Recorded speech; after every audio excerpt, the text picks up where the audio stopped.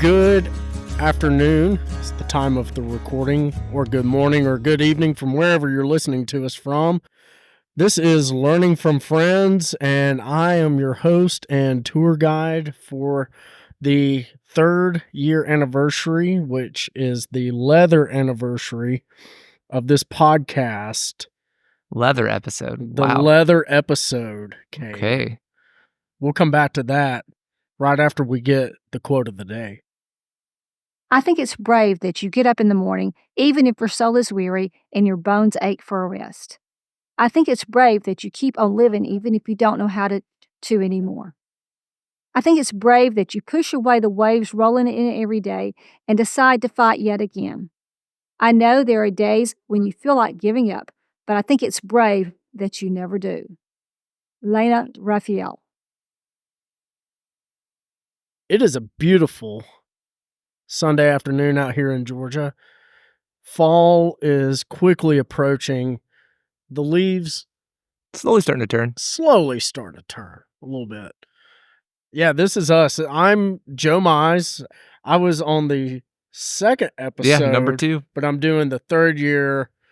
You were busy last podcast. year. I was busy. There was conflict of schedules. So I said, put me off for a year, Cade. I'll be ready. And I'm as ready as I can be. So, hey, you know what? That's better than most at the end of the day. And that means I'm totally unprepared. Sometimes winging it is the best response. That's what we do best. So, Cade, you and I, we have gone back since 6th grade, Macedonia Elementary. Year 2000 or 99? I have no idea. I want to say 2000. The Y2K-ish. Yeah, era. I think I want to say it's around 2000, early 2000s. It would have been 99. So 25 years ago. Yeah, 25 years ago. We've done a lot of life.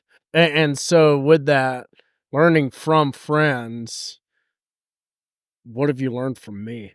What have I learned from Joe? Oh, God.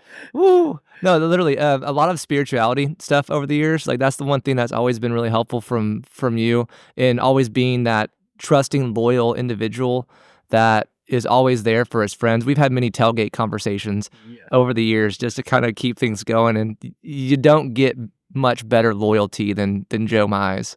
Let's be honest here.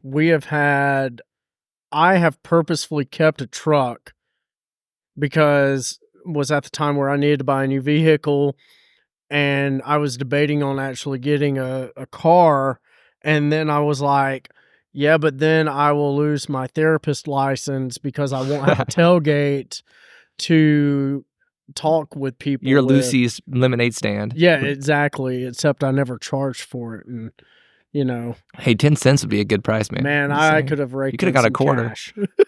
Over the years, you definitely could have raked in some cash. Absolutely.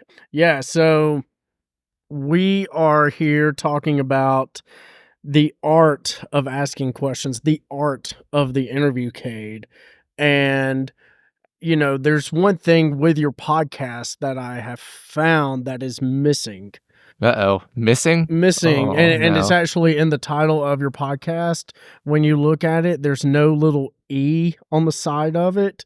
And normally that's for explicit content. Oh gosh. But I've had 2 explicit episodes, maybe 3. But we're going to go with entertaining. Oh. That's what we're going to shoot for today. So wait, my content's not been entertaining? No. Is that what you're trying to say? It absolutely is. I'm just Man, messing you're with so you. harsh. I'm just totally messing with you. But we are going to go wildly entertaining, I hope. We are just totally shooting from the hip. I'm just trying to get you that E on the side of it. Okay.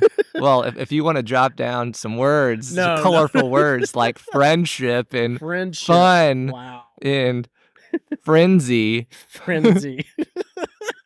My favorite 4-letter word is free. Does that help? Oh, I love free. Free is my favorite 4-letter word. Yeah, so the art of asking questions. So I guess in that art of asking the question, Cade, what is your favorite type of art? Favorite type of art itself? Yeah, because storytelling. Okay, storytelling. Storytelling. That's what I find to be the most interesting, because it's almost the oldest form of art you can find.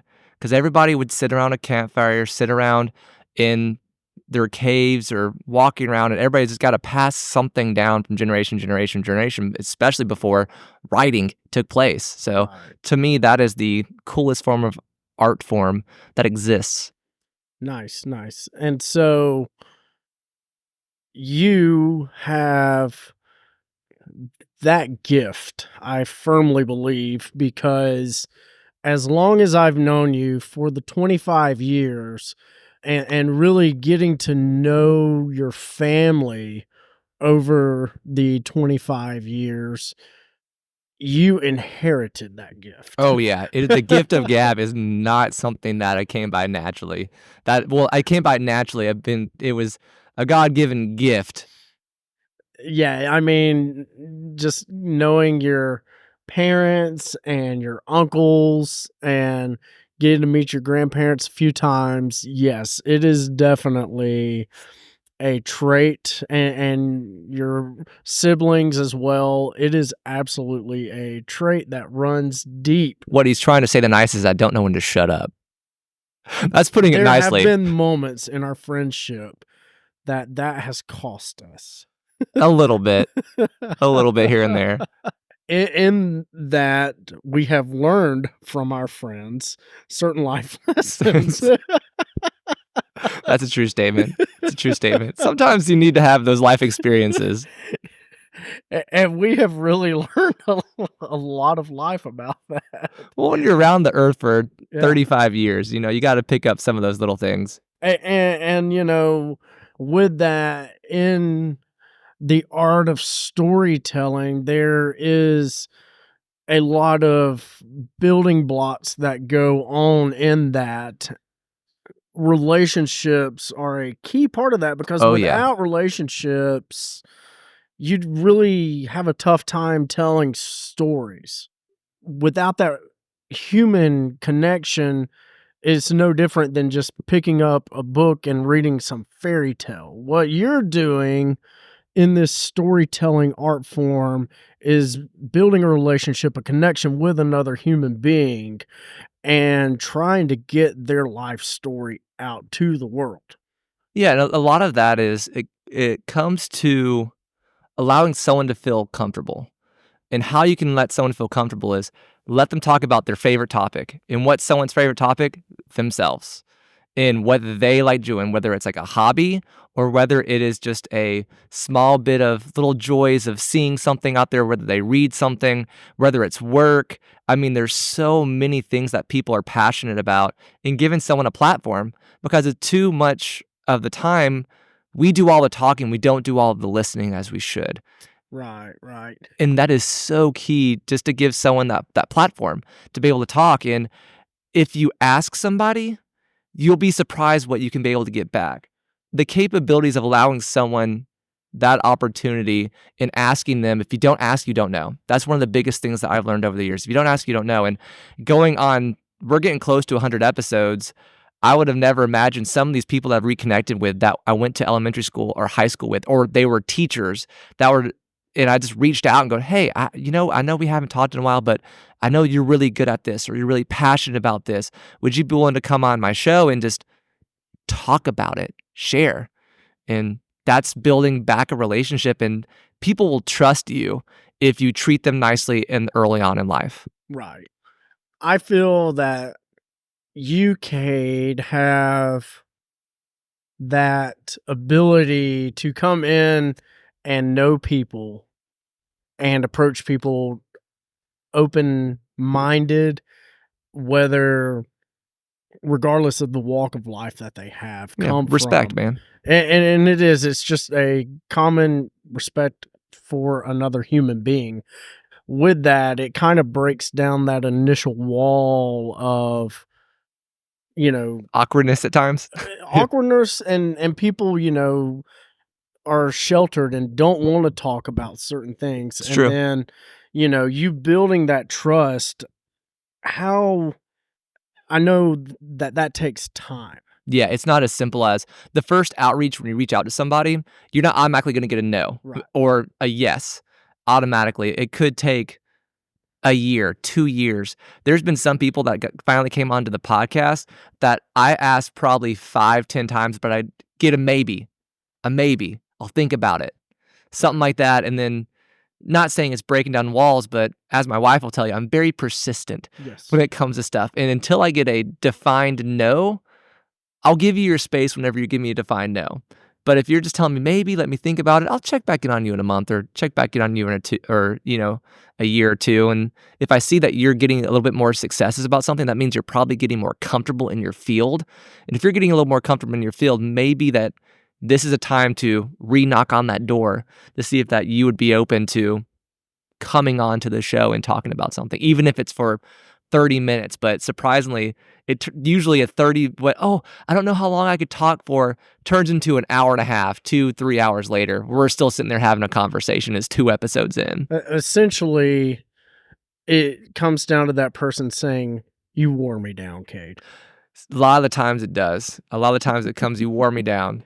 Some people are ready to jump at the bit. They're like, oh, I've been waiting for this. Right. And some people are very much persistence. What age range of people have been the easiest to convince to come on? Has it been younger people, middle-aged, older, or does it vary? 25 to 30 years old.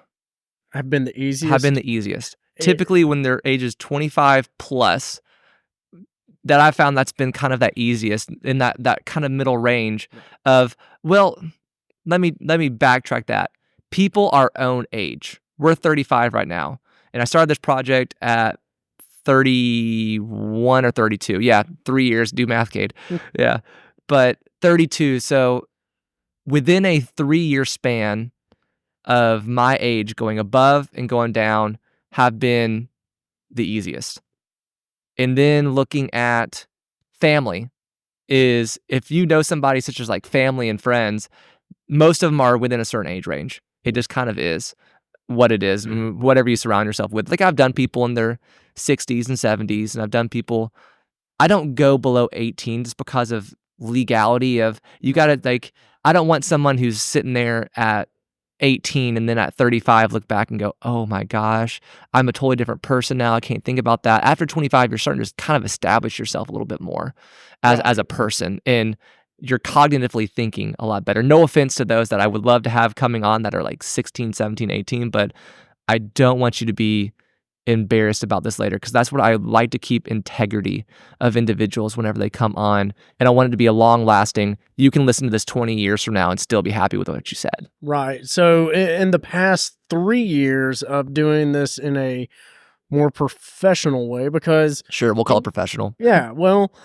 you've done this for years, and being an organizer and librarian of sorts, even going back to high school, you worked in our music library. I created that library. Created Like, this man. the library didn't exist. Right. He created a library of music at school. And so, in order to preserve it, because I remember opening that door with you and Billy and looking in there, and it's just all over the place. Yeah, I mean, It- it was nasty looking through, and the things that we found in there that were incomplete pieces of music that we were able to find in one drawer and then find the other pieces in another.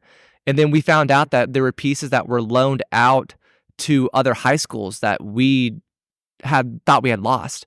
That we were like, oh wow, there's a note here that says this piece was loaned out in 2005 to such and such. And then we contact, go, yeah, we still got that. It's like, oh, okay, cool. well, and that was built in what, sophomore, junior, senior year of high That school. that took 4 years to do. Yeah. Because we started at freshman year because I hated going to the lunchroom.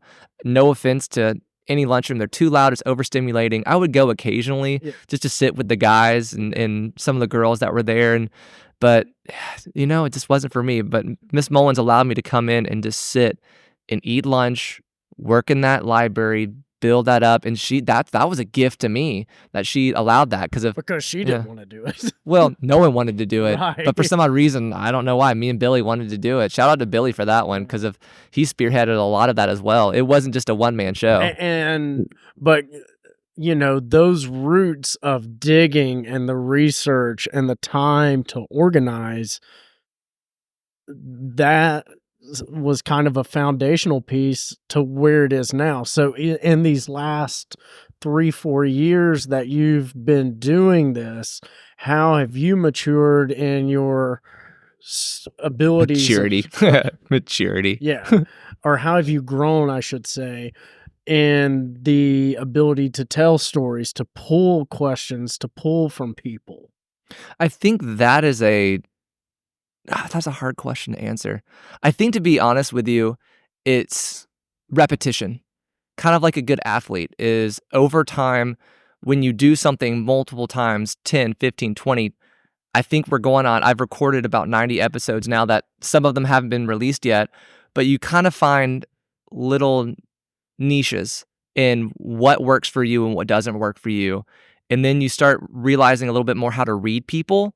And then you start, whenever you can read a person, then you can be able to open up maybe a question a little bit further than you thought that you wanted to ask. Or maybe you can realize, let's pull that back. That hit a kind of a hard no, or a hard uncomfortable level. So I think what has taken the most is reading people. Right. And being able to make that decision on that spot in a quick second. Awesome. So with this art of storytelling in your family, who would you say is the most influential storyteller? I can't put my finger on one person. I'm gonna be honest with you. Like, Yeah, I can't put my finger on one so person. many, and or which one, I guess, would or stands out more? Oh, if I had to pick, Yeah, my parents. your parents, right? Like, my parents have gotten to telling their stories, and that's where I kind of pick up a lot of my mannerisms and random words that I use, good old cadeisms, that pop up from Yes. time to time. But my parents are that big influence because of sitting in a car ride whenever we go to South Carolina, Blue Ridge, going somewhere, and we didn't have all this technology that we did today. Right. And so we'd sit there in the car, and mom will tell a story, dad will tell a story. And after you hear that story 30, 40 times, you start picking up on someone's adding in other elements. That is the story getting, like, it started out with a 30-foot snake, then now it's a 50-foot snake. Right, right. And then, what's the original story, but the embellishment, there's what's the old saying? Don't let the facts get in the way of a good story. Exactly. Like, the roots are there, the foundation's there, but why not add something a little bit more? Fish. Yeah, we caught a fish, but how big the fish was is irrelevant. Exactly. But the story of getting there to the fish and the experience of how it made you feel, the atmosphere that's around you. I mean, that to me is the biggest part of the story is, can you make it feel like I'm sitting in front of, watching it in front of a TV? Can I feel connected? And that to me is the best part of storytelling. Well, now that we're at this age of mid-30s, I find myself, and I feel, Cade, you and I are the same, or very similar, where we did not belong in the generation. We belonged in the next generation up as far as like fitting in. You mean going down? You mean generation, like, if we were in the 90s, we're in the 80s? We're like or millennials, technically, I guess. But Yeah. we should have been like the generation before. Oh, the one before that. So Yeah. yeah, we were born in the 80s, but we should have been born like the 70s. Yeah. Gotcha. And 60s and 70s, because now I really find myself looking around where we live and where we grew up, and I'm like, well, and talking to so many people, and I I'm remember like, when that store was out there. right, and I'm like, and my wife will joke with me. She's like, "Oh, you sound like an old man right now," and I was like, Dude, "You know I am what? such an old man. I'm cool with that I am such an because old man. I love it." And if you don't tell, hey, that was there, it's lost. It goes away. Yep. And there's very few physical landmarks left anymore around In this Cherokee area. County, yeah, we're in Canton. As a lot of y'all have heard, we're in Cherokee County and Canton over the years. I keep talking about it because that's where we are. That's where we've lived. That's where we've grown up. And those car rides with our parents and grandparents growing up, and they would tell all these stories of, this is where we played, this is where we grew up, this this and that. I have those stories now, and it's Yep. mine and your jobs to keep those stories Pass them on. alive. I will give a shout out to my great aunt Sue, who has done. She has kept a genealogy that is immaculate of going through and telling the family story in book form. And that is a skill that I do not have of writing these things down, but I can record it. Right. I can get it to you, and if you wanna listen to it, listen to it, you know? I think I've told this story before, but I gotta tell it again real quick. I had a great uncle that was in World War II, and my brother was doing a Veterans Day like, story collecting kind of thing. They had to write a paper. I think he was in middle school, middle school, something like that. We'll go with middle school. And he sat down and was interviewing him, and next thing we know, the rest of the family that was there started coming more into the room, and he told a story, I'm not gonna go into the details Yeah. of it, that he had never told in over 50 years. That's wild. And people were starting to, like, step into the room a little bit and be like, "Wait, what? We never heard that. We never knew that." And I think that was something that was extremely powerful to me, that I've started to notice that I wasn't doing the interviewing, but I noticed something that day of a skill that I can't explain it, that I think was given as a gift to me that day, that I've been able to pull out from people a little bit more than most people can, I think. I think that would, sounds a little accurate in some ways for No. people, And that's what's so cool is, I mean, you've told me of different people you've interviewed over the years, from common people. I mean, everybody's common, but people who have done more noticeable things in life and crazy things in life, and they've never told their story before. No one's ever asked them. Right. No one's ever asked them. And I think, that takes a lot of guts, because for whatever reason, we're afraid at times to be like, hey, what's your history? Especially nowadays where we've become more isolated, It's been and easy to do it.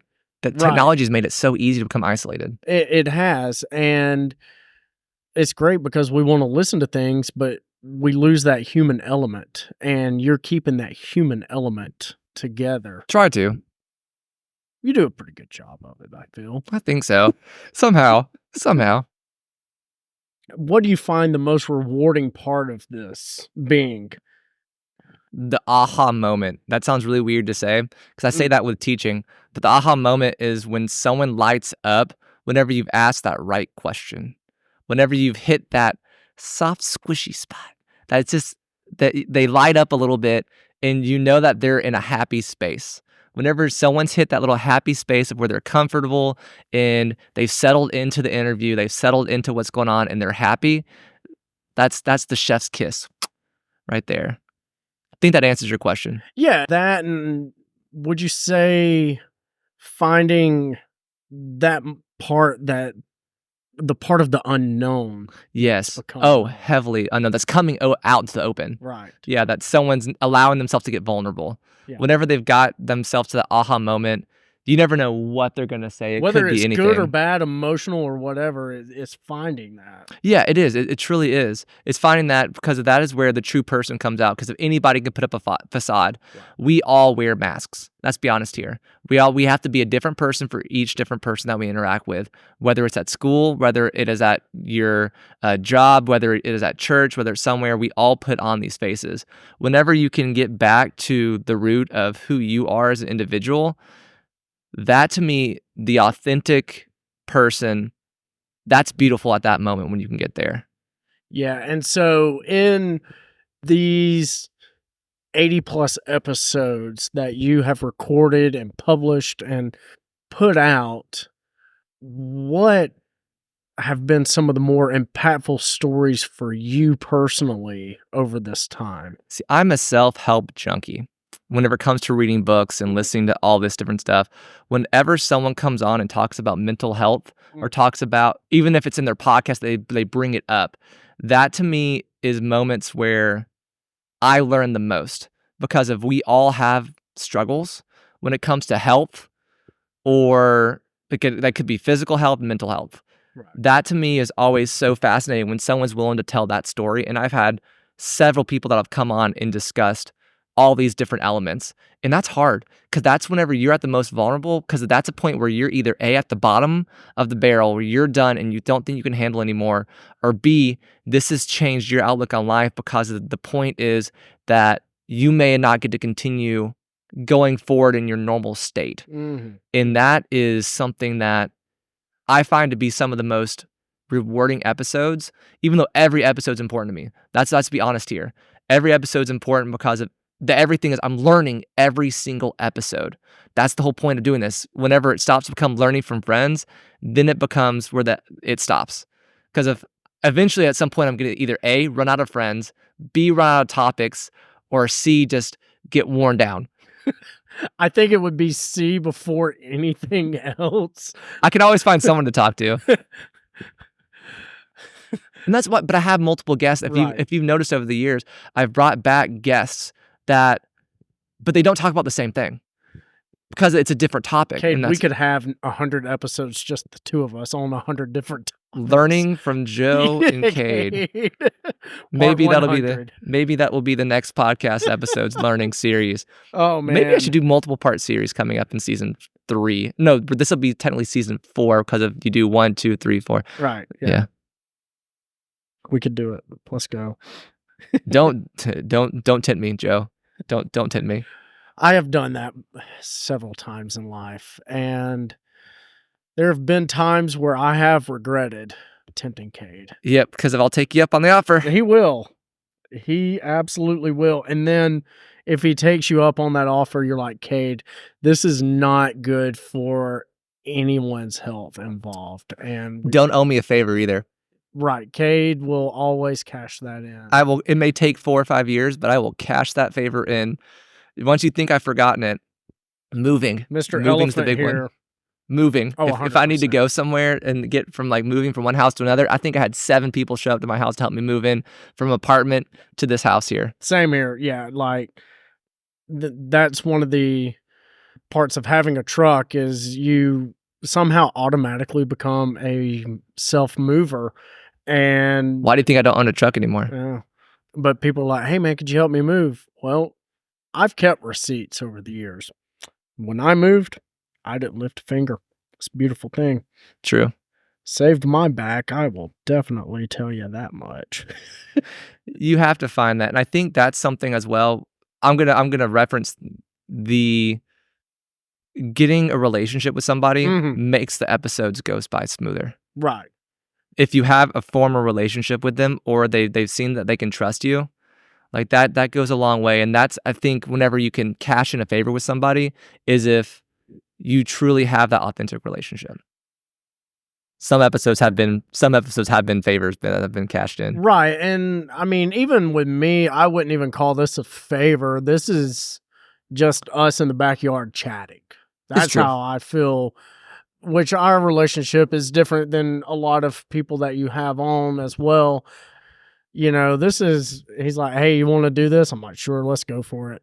And I'm very late to doing this. I should have recorded this months ago, but here we are. We get around to it. We got there. You know, building that relationship. So when it comes to someone that you don't have a prior relationship with, you're meeting them for the first time, you're kind of like, hey, I'm the news reporter here. Do you come at it with like that type of an approach, or like, hi, this is channel 83 news here, let me ask you some questions? Or is it you more of a kind of a therapist side trying to draw out from people? Do you want to get the story one way or the other, I guess would be. I don't ever want to force somebody with a story. Okay, gotcha. I never want someone to feel like they have to be able to say X, Y, and Z. With the nice thing about learning from friends is I have some former relationship, some former conversation. So it's not like I'm walking up and putting the mic in their face. Gotcha. And going, hi, my name is Cade Curtis. Do you want to come on this podcast and be able to do X, Y, and Z? I don't know you at all. So like there is some form of former relationship, even if it may be small. Like I've had some episodes where I knew them in high school. We never really had a friendship, but it was the thing is that I was always visible in high school. I was always around in trying to do something and connect with some people on different levels. But whenever it comes to doing these episodes, the best way to get the most out of somebody I found with that reporter aspect is let them have the interview in advance. Let them have the questions in their hands. Let them feel, is this something comfortable that I can be able to answer? So they're not caught off guard. I make an outline for every single episode I do, and I get approval from that person before we sit down to record, because that makes them the most comfortable and capable of doing it to their best, fullest strength. Because if you're not going to be able to pull answers out of thin air unless you have some idea of what the question is going to be asked. Because if you notice in this podcast, I'll ask a question and then there may be a 2-second pause. And amongst that 2-second pause is allowing them to pull from either their notes or having already mentally prepared. Right now, we're just pulling things out of thin air because that's our conversation style that we've always done. That's the way we roll. You have an ant on your left knee, by the way. That's how on my we roll. left knee. Oh, there's my left knee. I've got a lot of ants everywhere. I think I ripped my pants a minute ago as well, just to let you know. Whatever. I felt a rip, and I'm feeling a slight breeze. That is not Cade saying he's getting fat, by the way. No. Because Cade has stayed the same. I'm wearing the same pants from high school. Yeah. I am scrunched up in this chair like in a ball because that's the most comfortable the way I sit. God bless. That is amazing, and I envy you for that. That comes from my mom and then my great-grandfather, apparently. My great-grandfather used to sit up in his bed cross-legged every day. Yeah. That's awesome. Keep those limber limbs, folks. Keep as long them as limber. Possible. And so, winding back, so Cade, you are, I guess the difference is you're not into gotcha journalism. Oh, no, by no means. You are in journalism, but it's a form of storytelling and getting the story and drawing it out and getting it out to your audience. But it's getting a true, authentic story, not like trying to, when you're interviewing that person, it's not like, I've got them in that moment and got them and catch them. I hate those gotcha moments. Yeah. I hate that. That's not that to me, I get the idea of that journalism. I totally understand it. You're trying to get the story. You're trying to make your money. To get clicks. But no, I'm not trying. Yeah, I'm not a clickbait person. I may get some episodes that I got 10 listeners and some episodes I got 300 listeners. And that to me is, if I just have one listener, that's awesome. That's the thing at the end of the day. My number one listeners are my parents. I'm pretty sure they listen to 99% of my episodes, even if it's for like 10, 20 minutes. Shout out mom and dad. There's a reason why there's my mom's quote of the day for a reason.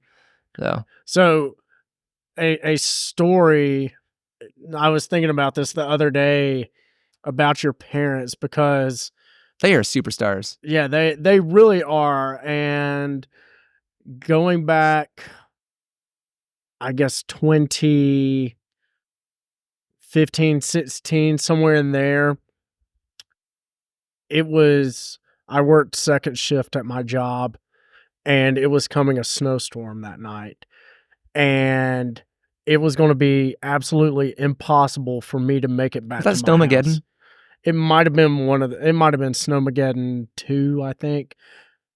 And so I called Cade and I was like, hey, I'm in a tight spot because I do not want to sleep at my job overnight. I will if I have to, but I want to get to a bed. So I was like, could I spend the night with your parents? Is that possible? And he's like, yeah, let me call mom. And so you called her, and then I got in touch with them, and they're like, yeah, come on over, because my job was closer to their house than it was for my house.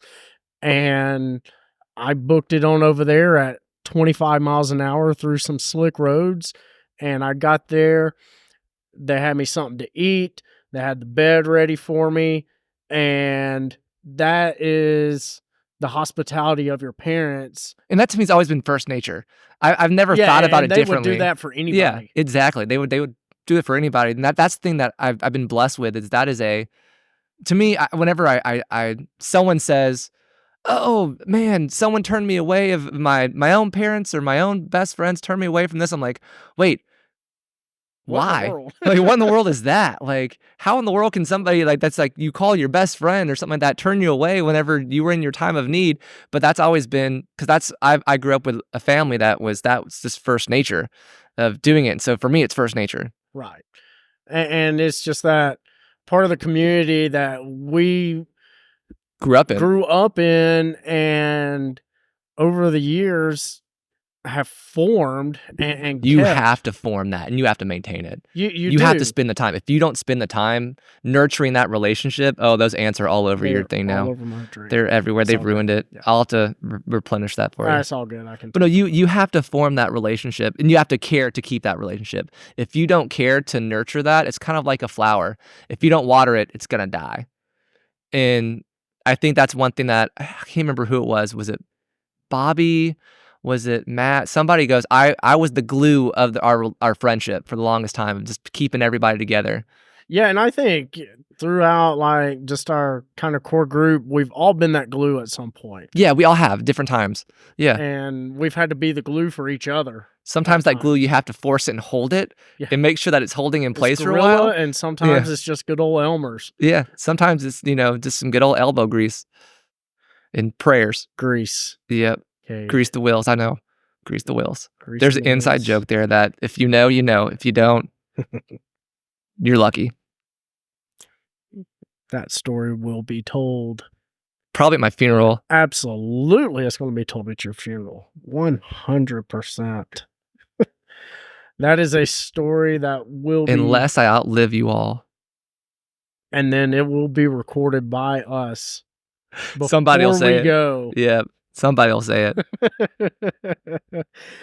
Oh, man. Yeah. And so with all these stories and getting it from people, the outlines, do you give the same general outline to every person, or is it geared specifically for a person or a situation or a specific topic that you want to draw out and highlight in that episode? Each one is unique, minus two things: the intro and the outro.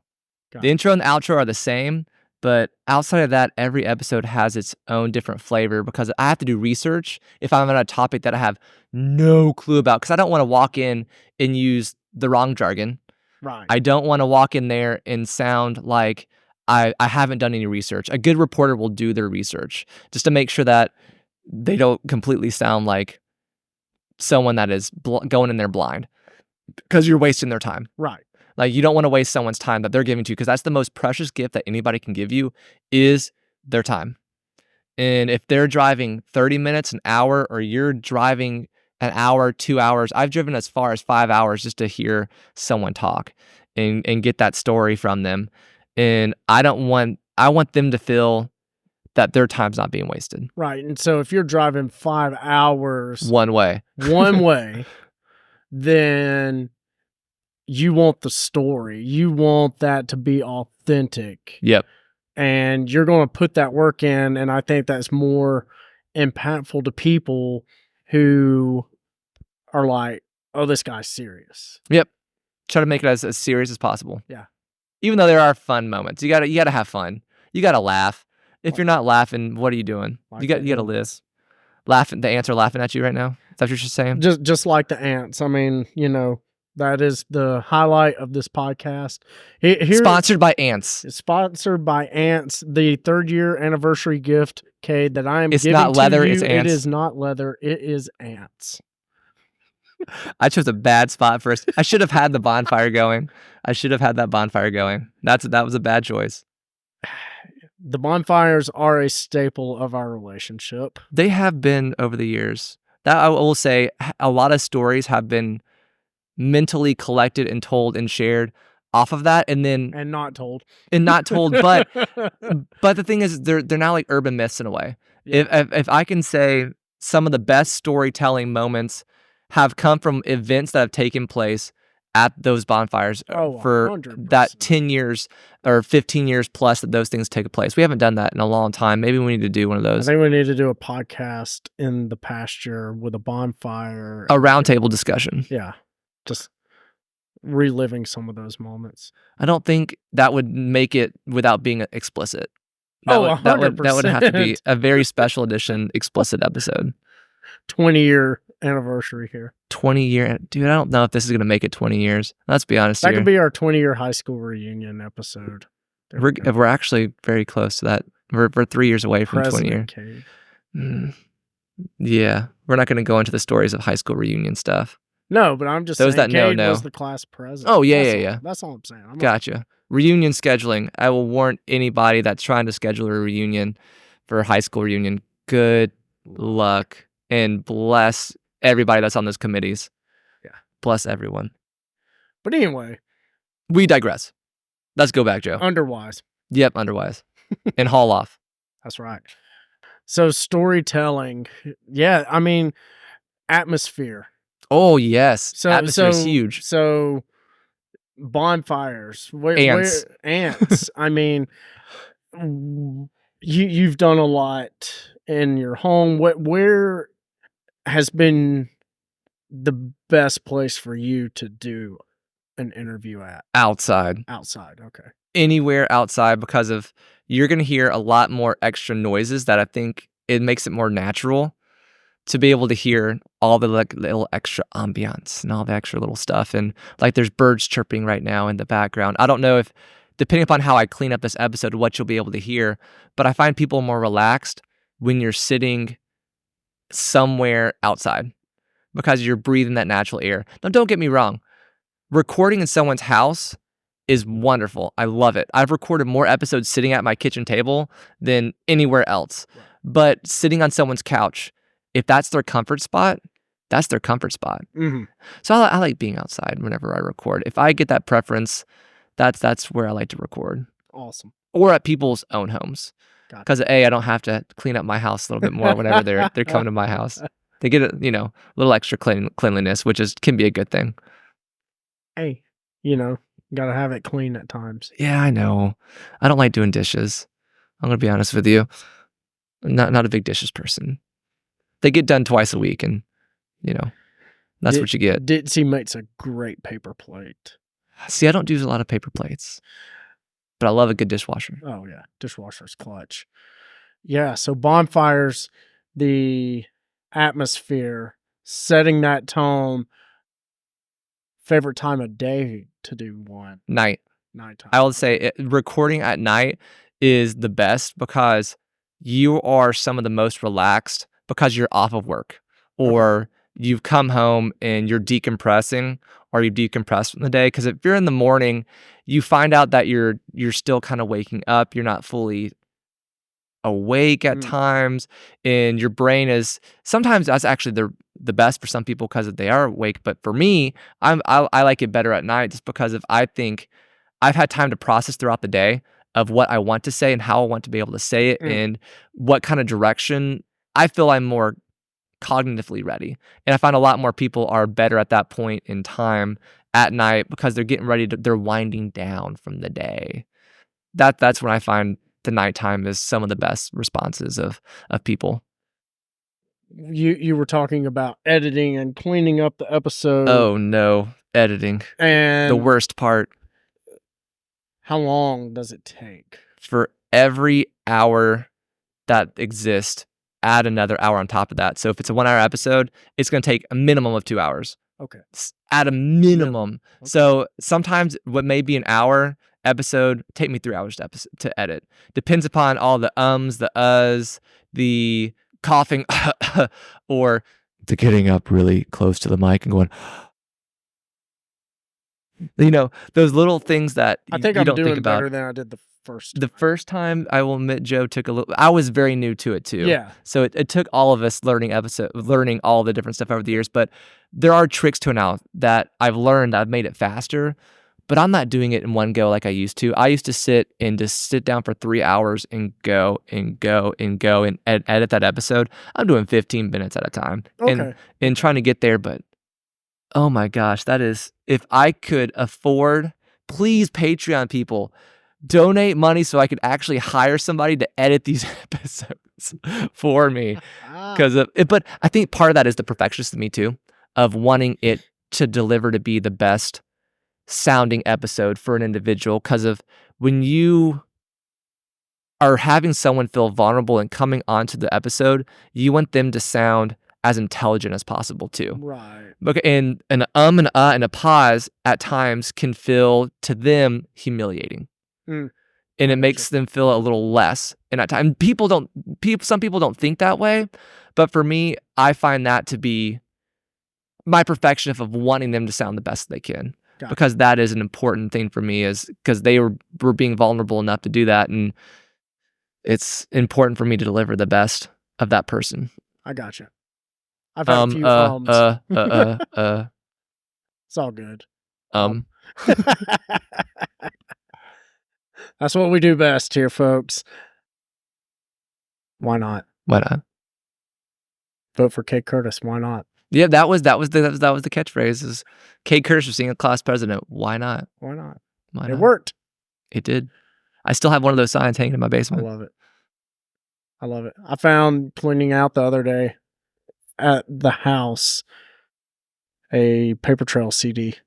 You gave me 2 for my birthday one year as well. So man, there's a bunch still floating around There's out still there. a few floating around. Still floating. Yep. That's awesome. Those will always live on. Somehow, somewhere. Good times. Good times. Had plenty of basement and living room sessions with that. You know what? Those are some of the best times, in my opinion, of story times too, because of those were events. Absolutely. It was an event, even though we were not playing to 100 people, 30 people. We were playing to the same crew every 5, 10 people. But afterwards or before, it would be, we're sitting around having a conversation and we're catching up, that maybe we haven't seen each other in a couple of days or a couple of weeks, or some people are coming that we hadn't seen in a year. But the time of story collecting is any time. That is the one thing that I can say why it's also another one of my favorites, is you never know when a story is going to come into play. You never know what's going to spark that spark, what's going to make that story start to come out. And that's another thing that I found when recording these episodes, is there are times when we may have had outline or questions and had all this stuff kind of set in place, but the podcast turned sideways in a good way. In a good way, because of they now have felt that comfortable level, or felt that they wanted to elaborate on something a little bit more. And so bonfires and concerts and basements and rooms, just kind of wherever, are times of bonding and collecting and just feeling comfortable, and sharing those later is, gosh, it's a wonderful thing. Could you say over the years that you've developed, instead of an art or skill of hearing someone, but you actually take time to listen to someone? That is huge. I think the biggest thing that this podcast has taught me is to listen, because of, I will tell you, and everybody will tell you, I like to talk. I do.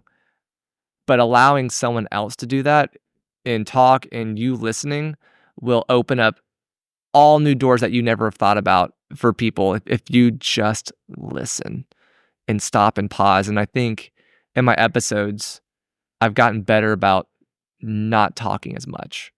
And in real life, I've gotten better about not talking as much. And I never understood that of some people, of the introvert, extrovert, of sitting listening. But that extrovert that's sitting there and listening to you, they are gathering a lot more information than you think. And they may not say it immediately, but they may wait till the right moment to say something. But they're truly listening. Right. And some of our extroverts, like myself, will talk through a situation and miss out on something because of we were talking through the story or talking over somebody. And that's huge, just to be able to realize that you need to slow down. And I'm working on that. Yeah. I'm trying to get better. And it's something that it comes with age. That's true. You know, for our younger aged listeners. We're not old, Joe. We're not old. I said younger. I'm not old, by the way. Even though I don't have as much hair, and the hair that I do have is not the same color anymore. Mine's not either. Mine's blue. Mine's white. Well, mine was whitish before this. Made it easier to dye. And that is the beautiful thing about Cade, is that you never know. I mean, he is the true box of chocolates from Forrest Gump. You never know what you're going to get. That's true. And I love it. I absolutely love it. And so with this art and skill of listening, where has that in your podcast been the most impactful with people that you thought you knew so much about them, and then they bring out something you didn't know? Does that make sense? It does. I will say one of my top 100 episodes, Cade, there's not even 100 episodes of that yet. I'm going to reference one episode real quick that's important to the both of us, is Pam Mullins. Yeah. Listening to, you have your teachers that you see every day for X amount of years or 1 year, depending upon what class you're with. We had the pleasure of having Miss Mullins for 6 years. During that time period, not because we were held back. No, she was our band instructor. But being able to listen to her sharing her story with me for 2 episodes, listening and hearing her say stuff that as a child I never would have asked about, never would have heard about, because of we were children and she's the adult, but giving the opportunity to ask and listen to her talk and her elaborate more and more and more on that story. And now me being an adult too, of asking family members and friends those questions and listening to what they have to say is so impactful. And that's something that, as you mentioned earlier, it comes with age and willingness. I think there are old souls that have been that way their entire lives, that can be able to sit and listen and gather that.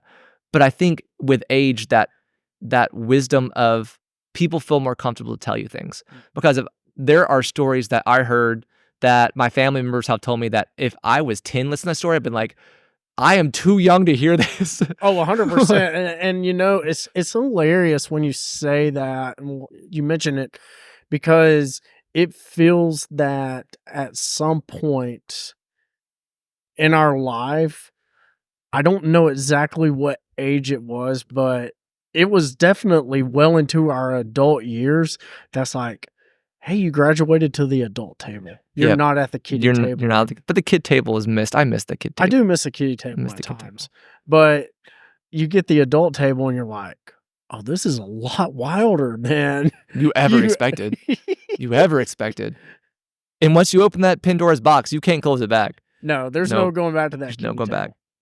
There's going back to the kiddie table and sitting there and hanging out, but it's not the same as beforehand. You've changed. With that, I think we've talked about relationships. We've talked about a lot of things. Ants. Oh my goodness. All over the place. That's the secondary topic of the drink is learning the art of questions and ants. Learning from ants. AUNTS and ANTS as well. And so and I said, I apologize. I even took a public speaking class in college, but that was many, many moons ago. And they told me not to say, it just happens occasionally. So as we wind down, Cade, what do you hope to do with your podcast in your art form of storytelling and question asking, how do you want that to grow in this platform to grow in the next year, 3, 5, 10 years? Oh How my are you gosh, 3, expecting? 5, 10 years? I said, Joe, let's start one. wow. Let's start with like 6 months. You've got that in the hole right now, ready to be released. I don't know about 6 months. I got 3 months. Yeah, see? I got 3 months in the hole. I like to record in advance, guys. It's a comfort thing. I got to figure out how to get to episode 100 first. And we're in the 80s, and I'm like, I got to get to 100. I think we're going to, I can't say it's going to happen or that it's not going to happen, but I feel like learning from friends has to evolve to learning from just people. Because you've got to, I feel like I'm almost isolating my opportunities of being able to just reach out to organizations and hear from learning from pets. If you go back to the April Fool's episode, my cats were on the podcast. They did make an appearance, but I think I need to open up the idea of talking to people that I don't know. In talking to organizations to bring like awareness, or talking to just the people that are the common man and woman, and allowing them to share something of importance to them that it doesn't have to necessarily be a friend at that time. They may blossom into a friendship. Right. It may create a friendship, but at the moment, I think I'm missing that element. And so I don't know if I'm going to wait till episode 100. I don't know if I'm going to do this in 1 year, 2 years. Who knows? This show could become sponsored in the next couple of months. Let's go. Let's get some sponsorships. Let's make some money on this. Let's make this a full-time job. Why not? Live the dream big. Putting that out there. If you put it out there, maybe it will come. What was it? Field of dreams. If you build it, they will come. So I've built 100 episodes almost. So let's see where this goes next. Patreon is the start, guys. Patreon, just give me Waffle some House pay is shops. the goal. Waffle House? Dude, if you get sponsored by Waffle House, there is a spider web that has dropped on my head. Dude, I didn't realize how much ants were back here. Yeah, you put a glass of sweet tea out here in the yard, and man, that's it, sweet tea. They're hitting it, man. See, I thought it was just like regular tea. No, they're hitting it. Oh yeah, man, they're inside it. Oh yeah, I'm glad I didn't take a sip of that. Ants. All right. So, Cade, you have talked about your short-term-ish goals of making it to episode 100. I think that's the goal now. That's the goal. That's the goal. I'm telling you what, that is huge because most podcasts don't make it to like 50 episodes. Right. And I don't think you ever thought that it would make it to that. By no means. And so your long-term goals for this platform, is it kind of a side hobby? Of course you want it to grow.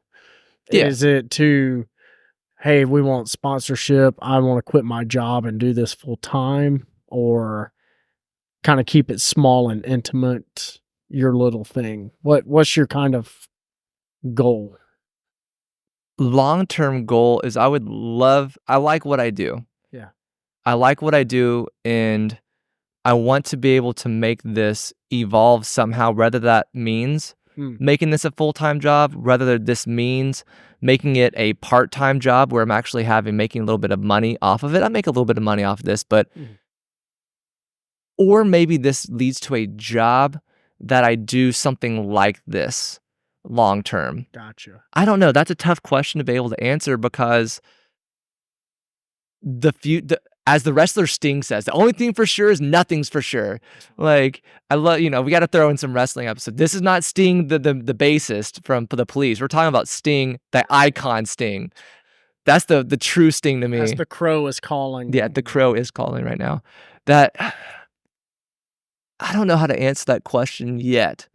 But I think what's going to happen is that question will be answered for me by something else. Cool. The outside presence, whether that be God leads me in some direction, whether it's me making the decision on my own, that's kind of pushing me that way. I don't know.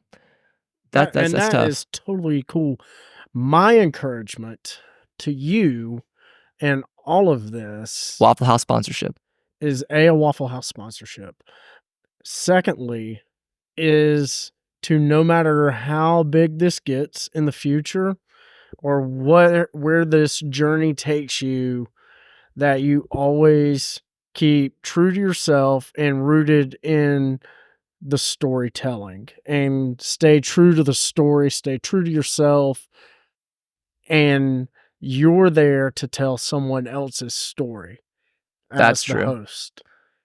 That's true. And I hope as the part-time fill-in third year anniversary guest host that You were in great pride right now with Chris Bias, Mac, all so I'm those. sure I'm third of 3, and hey, I will take bronze I don't off know of if I that call it podium. bronze. It's to say you get the honor. I get the honor of ants. Just being today. added to the Hall of Fame of great guest hosts, because there's only been 5 total guest hosts total. There's been I a made couple it of to the different hall, ones. folks. You made it to the hall. Made it to the hall. You don't get a ring or anything. There's no actual hall. Maybe you get a picture on the wall. I'm in a lawn chair in the yard. I'm totally good with that. This is fair. Actually, okay, I'm going to put this into existence. Shoot. I'm going to put this out there. Either I need to make this happen, or somebody needs to make this happen, or someone needs to blossom this idea further out. Because it exists very small, but it's not growing as it should. We have old folks' homes. Mm-hmm. We have hospitals. We have children's facilities that are being for treatments. We've got cancer centers. We've got all these where people go and they're sitting and they're alone, or they're with a small group of people.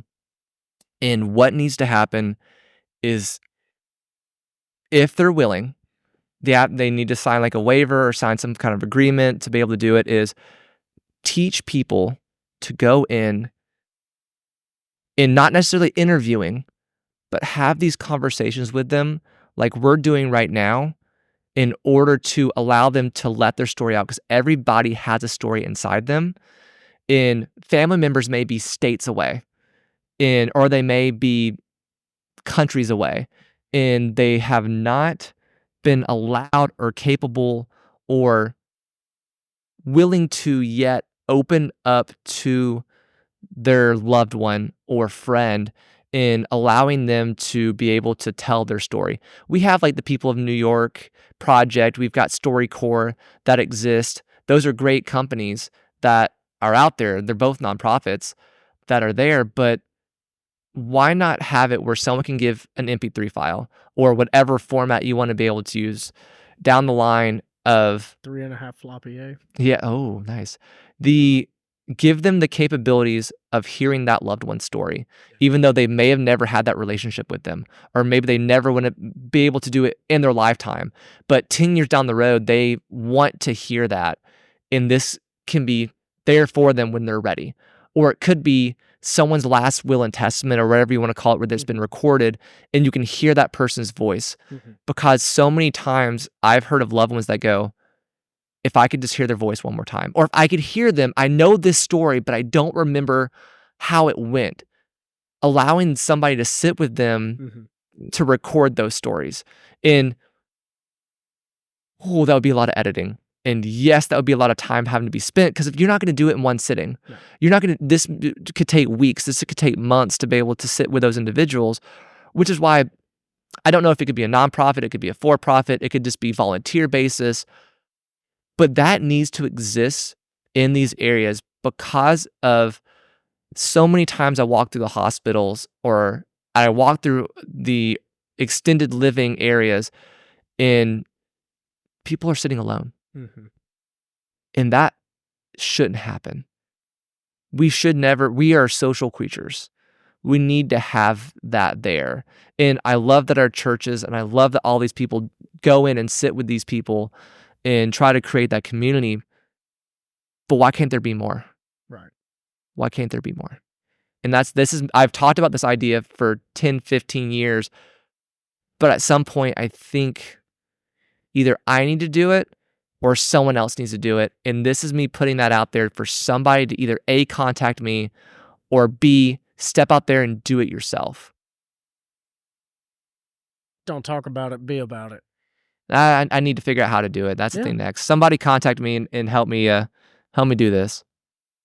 And I will say that it is very powerful when you can have a recording of a friend or a loved one that is no longer with us, whether on earth or they've moved off and, you can't talk with them. And you have that ability to hit that recording and just hear their voice one more time. Yep. Or whenever. It could be weekly. Yeah. It could be daily. Whenever you need it. Yep. And it does keep that memory alive and keep that person alive. Yep. That's why I respect StoryCorps a lot. I went down and got to do a StoryCorps with Garrison, and I would do 1,000 of them if I could. I think StoryCorps would get really upset with me after a while. Or I get hired. One of the two. Maybe hired. We'll see. Maybe one of these days. We shall see. Awesome, Cade. Well, happy 3rd year anniversary. We're going to call this the Intimidator. The Intimidator. Episode Wow. for Okay. Earnhardt. 3 for Dale. Oh, three for Dale. 3 for Dale. So that's what we're going to call this episode. Thank you, Joe, for coming down and spending the time with me this afternoon on a Sunday afternoon. Yeah. Like, out of all the days that you could have come down and on the day of rest, you could have done other Hey, things. the Falcons play Thursday night. This is true. There's not a game so on. we're not watching the game right now. This is true. Let's do it. For those that would like to reach out to me and be able to have some kind of contact, I've got a Facebook page. I've got a Patreon page. I've got a Twitter page, X as people call it. I'm used to still saying Twitter. Twits. And I've got a LinkedIn page. But the easiest way to get a hold of me is by email, which is cade, CADE, at learningfromfriends.com. All of the social media stuff is Learning from Friends Podcast. So if you want to be able to look it up that way, you can find me. I do have a website, which is learningfromfriends.com, which you can be able to go on. And if you want to send a message that way, you can go through and be able to do that. The Patreon page, go in and donate at whatever level you feel comfortable with, whether that's $1, $5, $10, $100, $1,000. Heck, give me $1 million if you're feeling up for it. We'll sit down and we'll make something happen. That is where we're going to wrap up the episode here. And as we leave out today, my name is Cade Curtis. Not your tour guide today. That was Joe on Learning from Friends. And most of all, don't forget to let your curiosity fly high.